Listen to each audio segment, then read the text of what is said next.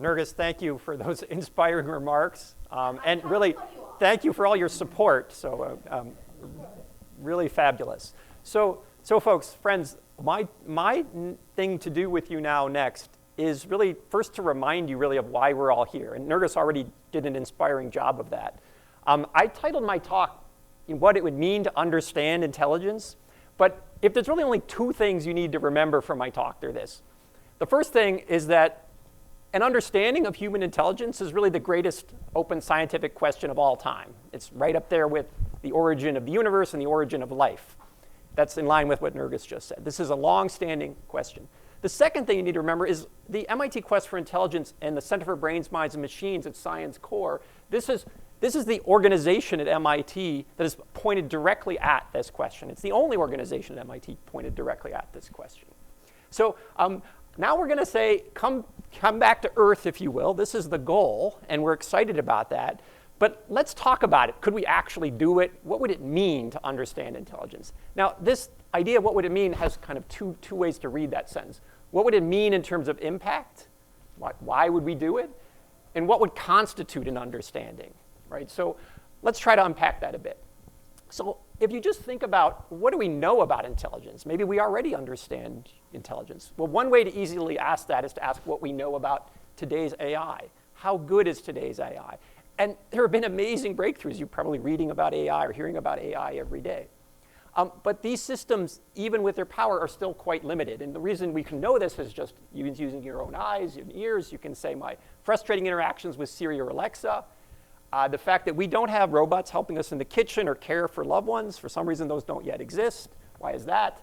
And maybe what you don't know, these are just examples, you may not know that the systems that we do have take incredible amounts of data and power, things that are not really sustainable on their current paths.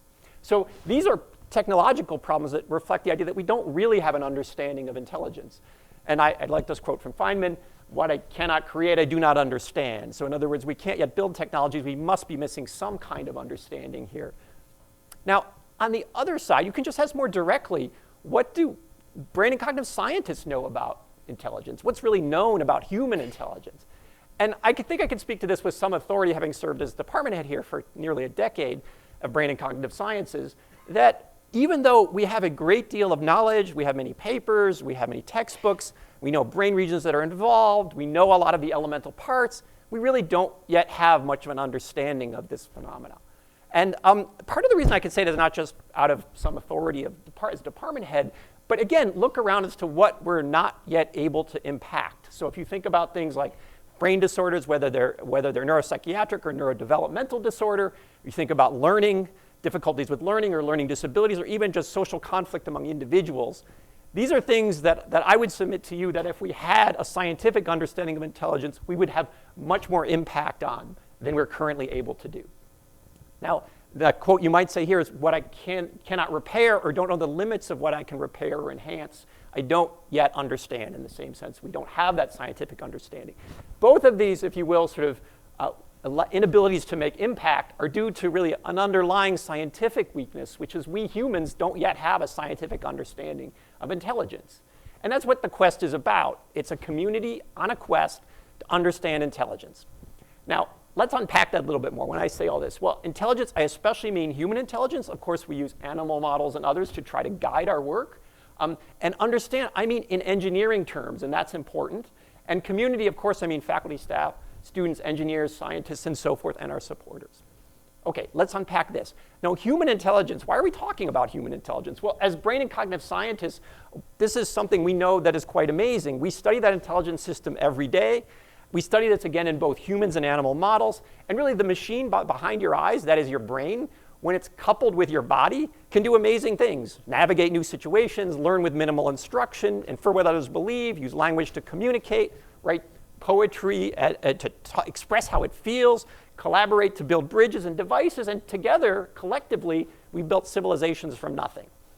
So in short, this is an amazing system, and we can do this with very little data and power. Somehow, there's things that we can do that yet, for example, current AI systems cannot do. This is just a remarkable feat.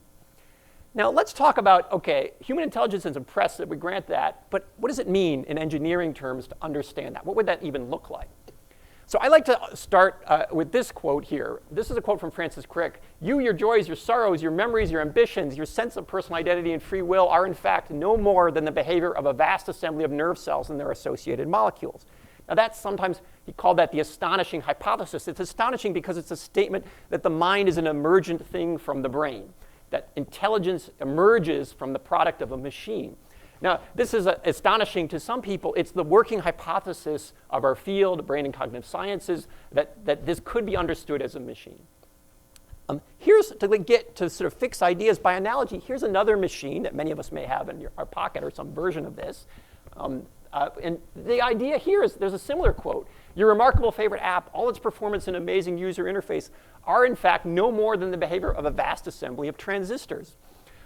So that is, of course, also true. It's a statement that this is a machine. But unlike the machine on the left, the emergent capabilities of how those transistors are assembled and what kind of ways to give rise to the emergent phenomena are understood in engineering terms, yet are not understood on this side here. OK, so the upshot of this, what I'm trying to tell you, is that it's possible to think about that intelligence, intelligent human minds, they're the products of machines and thus can be understood in engineering terms. So for instance, you could ask, how does the mind work in engineering terms, just like you could ask how my phone app works in engineering terms. That does not mean your mind or human intelligence is going to work like your phone, but the idea of the kind of understanding we seek is there. You could ask, how does perception work? How does movement and planning work? How does language work? How does memory work? These are all questions that we can ask and answer in engineering terms. So if you think about from the phone app, of course the answers don't look like a map from transistors to apps, but of course an understanding of all the intervening levels that exist that allow those transistors to be assembled to give rise to the emergent property of the remarkable app. Now, similarly, if you think about the emergent intelligent behaviors as reflected in overt behavior, you can try to think about the underlying cognitive processes that are represented in states and algorithms, models of what's going on, revealed as what we refer to as cognition, that then are implemented somehow in brain regions, implemented by neural circuits that are ultimately implemented by billions of neurons and trillions of connections. And an ideal engineering level scientific understanding would allow us to bridge down to all these levels. It doesn't mean that we need to get all of these levels right from day one, but this is the goal, is to make all those connections eventually grounding in biophysics to say we've linked the science from one to the other. So that's the long-term view of what this kind of understanding might look like. So really on this quest to understand intelligence, the applications are things like new AI possibilities, new ways to teach our children and ourselves, and new avenues to treat brain disorders and augment our brains. We'll see new ways to intervene that are different than the ways we think about today. And more deeply understand ourselves and how we interact with each other and how that might improve our interactions with others. So let's talk about our community here. As I mentioned, it's a broad community. MIT has been working to prepare for this quest. This community didn't just emerge last week. This is something that's been being built up. So the community actually, so it's one example, these are faculty hired over the last 10 years or so in the interface of natural and artificial intelligence. Many of them are part of the quest. You'll hear from many of them actually today. I, as department head, played a role in hiring many of these faculty, and there are many others that aren't even listed here. So MIT's been preparing at the faculty level. An important preparation for this quest has really been an effort over the last 10 years. The Center for Brains, Minds, and Machines, which was started in 2013 by my colleague Tommy Poggio and Josh Tenenbaum. You'll hear from both of them next. The Center for Brains, Minds, and Machines has allowed us, as an NSF center, to build up an intellectual community. Again, a broad community, faculty, postdocs, students, staff, and supporters. That community started, here's a sort of early version of CBMM community, that has been growing each year, getting bigger and bigger and extending well outside of MIT. And that's in part through our training programs and our summer training programs, and you'll hear about that also later today as how we're trying to grow that community to fuel this field. We built teaching and outreach programs, that one of which I just referred to, and also, we've been training the next generation of students at even the undergraduate level. So as department head, I was involved in helping to start a new MIT undergraduate major, computation and cognition, and these are the number of students at MIT that are in that major. And you can see this is actually one of the fastest growing majors of MIT, reflecting enthusiasm for working at this interface and helping us to sort of nurture what the future will require to make these kind of advances. Now, just organizationally, the MIT Quest for Intelligence and its Science Core, CBMM, we sit as a research arm within the Schwarzman College of Computing. The goal of the College of Computing, it's called a college and not a school, is to integrate across many disciplines. So especially across, in this case, the natural sciences and the engineering sciences, but also as it brushes up against the humanities and social sciences and the School of Management, for example. And that Quest serves this unique role of infusing computing, especially in the natural sciences, but importantly, it also, as we assemble these ideas of how human intelligence works, that will change the way computing happens in the future. So it feeds back to computing as well. We have some provisional space to be working on this already, and this space, the new version of this space will exist, and I'll show you right here. This is the Brain and Cognitive Sciences building. We're all sitting right about that location. This is looking down from the top. There's the new College of Computing building that's coming up right here next to us. If you'd like to see it when you go out for lunch, you can look out this window. The Quest will have space within this new building with a bridge to the building we're sitting at now, the Brain and Cognitive Sciences building, which is the premier Brain and Cognitive Sciences building really in the world. And here's the bridge going up a few weeks ago. So, and actually it's more progressed than that. So this is both a physical and an intellectual connection between computing as represented by the college and brain and cognitive sciences as reflected, especially in Building 46, but broadly across the MIT. So we're trying to bring these things together, not just philosophically, but bring them together in a real way to make real progress. The way we do that is, this is the strategy that we've adopted. So the idea is that we take measurements and discoveries and results from neuroscience, cognitive science, and other natural sciences field, and we try to bring them against theory and model creation and synthesis, often driven by things like computer science and robotics, and bring these together around what we refer to as computational models or integrated computational models of intelligence. These models serve two things simultaneously. They serve both as new hypotheses for the mechanisms of natural intelligence that drives further refined experiments.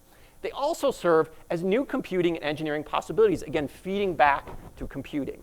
This is the cycle that we're aiming to charge, and this also then, these models can be understood as in more deeper levels by more theoretical analysis to understand both their limits and where they can be applied in new ways. The goal of all of this, these integrated cycles, is to over time build a science of intelligence as Nergis outlined. So why do we believe that strategy I just put, why do we believe it can even work? Well, because we've seen it work in the past. So many of us have witnessed, myself included, firsthand how this strategy has paid off in the area of visual processing. So for instance, you may recognize this person. You may know, first of all, that it's a woman's face. You may know it's Marie Curie. You did that very quickly. How did you do that? For many decades, it was not clear how that worked. Brain and cognitive scientists were busy measuring the behavior of humans and others, other animals, and many of us were toiling away measuring neurons and their connections and the multiple layers within the brain and how individual neurons were maybe participating in the computations to give rise to this amazing behavior of just even saying, oh, that's a person and I know who that is. That ability was something that was quite mysterious. Even though we had a lot of data and results, we weren't able to say exactly how is that happening in engineering terms. Similarly, computer science and other fields were busy trying to build models that could do this, and they were struggling for many decades to get this to work as well. At some point, researchers said, hey, let's learn from each other. Let's start building models that are inspired or even actually very close to anatomically the kinds of things that you see in brain sciences. Let's optimize them with ideas from cognitive science, then amplified by optimization techniques for engineering. This led to new models, which are now the new intelligent model systems, which lead to key advances in both science and engineering. And let me unpack that on this slide here. So I'm just saying the natural sciences brought in these kind of data and measurements that I referred to. Together with engineering, we build these integrated computational models of fast sensory intelligence. You now know these as deep architectures. They were originally inspired by vision. They are now deep architectures used for deep learning and what people generally refer to as AI today. Of course, that's not all AI should be, but that's often what AI is today. And that was inspired by just this early sensory processing. And they're also, by the way, not just technology payoffs. They are now the leading hypothesis of the mechanisms of the first 200 milliseconds of visual processing. They're not perfect hypotheses. In fact, the ongoing work is to refine these hypotheses ever more, feeding back to better models, which feed to new engineering, which also helps feed back to better models. And both of these things are helping both sides of this, the engineering and computing and the natural sciences. We've seen this strategy work in the natural sciences, although it did take decades. So the lessons of this, how do we speed it up? If it took decades, what lessons can we take to make it go faster? So lesson one, Integrate efforts from natural science and computing engineering. If we do that, that yields big payoffs in both areas, both disciplines that neither could achieve on its own. And don't just wait for the bottom-up approaches to somehow self-assemble. Being bold with building and testing integrated models has these kind of payoffs, and it gives better understanding of the underlying components that would not have been achieved by studying those components in isolation. We see that in the visual science system where we were studying the neurons. We didn't know how they individually worked. We started to assemble them together into what the whole should do. That gave us deeper insight into how that actually works. Lesson 3, we do not need a perfect understanding of all aspects of the brain components to meaningfully understand intelligence. The models that we use today, they are approximations of what neurons, for instance, actually do, but they already are giving meaningful movement in the technology space and meaningful impact on the science space as well. The lesson 4, the first 200 milliseconds of visual perception is certainly not all of human intelligence.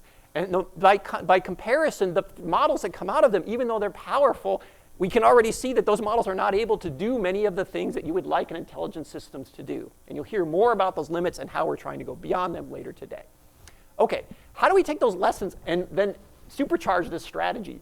So we're enabling teams of people to make big iterative bets that individual groups, labs could not otherwise make, learning from those lessons. This requires new organizational approaches, which we refer to as missions, and significant engineering resources and personnel to enable those. Those enablers are 2 types. One are things like benchmarks and platforms for evaluating models, for bringing natural sciences data up against models, alternative hypotheses. You'll hear about that from Catherine Fairchild. Also engineering platforms to allow us to build new types of models and scale them up. You'll hear about one of our bets on that from Venkash Mansinga later today. And so you're going to hear about our big integrative bets broadly, but also our elemental bets that we have to keep fueling that fuel all of the underlying research as well. So the picture you should have in your head is going from where we are today to the future, which is a science of intelligence. All right, so let's think about that future. So to step back and think about what would that future look like, I want to kind of point out a quote from Patrick Winston, who was the director of the late Patrick Winston, who was the director of the Artificial Intelligence Laboratory here at MIT for 25 years. And this quote is still inspiring to me today, and I hope is inspiring to many of you. He wrote, "Imagine a world where human intelligence is truly understood. Instead of useful but narrow systems such as Alexa and Siri, imagine systems as smart as we are that would change the world." Now that sounds great, but let's think about this a bit. Change is great, possibly, but change could also be scary and bad, right? So the goal of understanding human intelligence has risks to society that must also be considered. So for example, many of these risks are in common with AI technology today.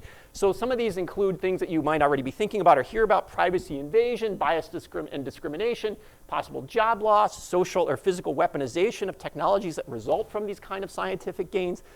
And so the way we think about this in the Quest is that we have at least 3 ways we think about these kind of issues. We consider these issues through the lens of our unique scientific approach, that is trying to understand human intelligence, which leads us to think about the kind of pros and cons of this kind of understanding. So all forms of scientific understanding tend to have pros and cons, and this one does too.